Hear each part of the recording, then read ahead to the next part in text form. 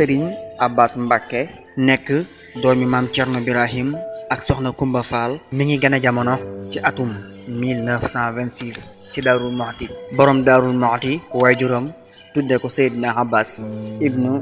Abdul Muttalib nekk bàyyi taxu yonante bi sallallahu alayhi wa sallam mu bokk ak ñaari waajur Serigne Ahmadou Dam Faati am na foo ko sëñ Moussa Ka naan baayub taxu njool Màkke mooy Abbasi fegal nu buusa wa balaa kabaasi moom Serigne Abbas Mbacke bi matee dal jàng mu jaar ci daara yu bari jaar Daaru Jóob ba ci atum 1943 bi fi borom Daaru Mouhty di bàyyikoo mi ngi woon Daaru Jóob mu toll ci fukki at ak juróom-ñaar ginnaaw bi la fa jóge daal di dem koso ci magam Serigne Mahmadan Mbacke jàng fa xam-xam mu nekk itam ku wattu alxuraan lool te bari xam-xam moom Serigne Abbas Mbacke bi mu dellu see Daaru Mouhty mu topp ci ginnaaw magam Serigne Modou Awa Balla ni ko njaboot gépp defee muy seen kilifa mu di ko liggéeyal ba ni mu fi jógee ci atum 1982 mu ànd ak sëñ Abdou Khoudous ba ni mu fi jógee moom sëñ Abdou Khoudous ci atum 2003 mu ànd ak magam Baye Cheikh Khady ànd kook njabootu borom daaru gi yépp moom Serigne Abbas mu nekkoon ku fonk jaamu yàlla lool rawatina julli juróom mu nekk ku ragal yàlla lool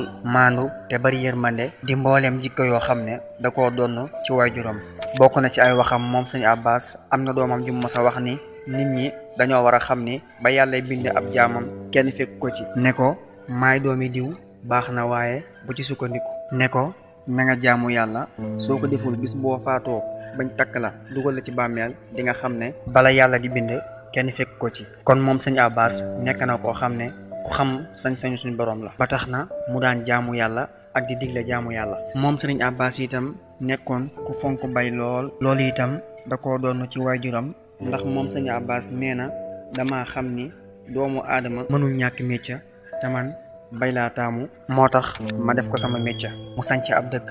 tudde ko Cameroun di fa bay ginnaaw bi la ko jox Serigne Bassirou Abdou Khoudous ci atum 1990 mu soog a demaat wetu Tambacounda ca àll ba mu sanc fa ab dëkk tudde ko Daaru Salaam di fa bay ak a jaamu yàlla ba dëkk boobu sax di Daaru Salaam keroog le 5 janvier 2016 bi muy doon xalifa maam Thierno Birahim fa la ko xibaar boobu fekk lu jiitu loolu une semaine ci ginnaaw sëñ Cheikh Khady dafa yónni woon ay doomam ci njiital sëñ Abdou Mbacke keroog sëñ Abbas daf leen a ganale goo xam ni mu ne leen xawma lu leen sëñ bi yabale fii waaye seen ñëw bi wuutelewu ma ko ñëw sëñ Cheikh Khady ba bés ba dellusee lañ ko yëgal ni Baye Cheikh Khady wuy dina boroomam ginnaaw bañ ko waxee mu jógee ci dëkk boobu Daaru Salaam ñëw toogaayu borom Daaru Mouhty ànd ko njaboot gi yëpp njabootu borom daaru gi yëpp topp ci ginnaawam mu sumb ay liggéey nag ngir wane yéeneem ci Daaru Mouhty ànd koog mboolem njabootu borom daaru gi yëpp ki nin ko xamee sëñ Abbas moom rassemblé la boole ñëpp ñu nekk benn ngir liggéeyal Serigne Touba ak borom Daaru Mouhty mu taxaw ci yokku dëkk bi